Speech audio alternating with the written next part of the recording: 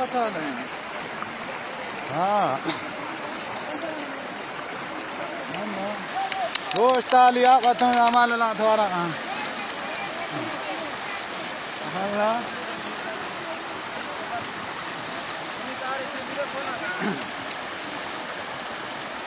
ये लाश है जो रास्ता टूटा हुआ है।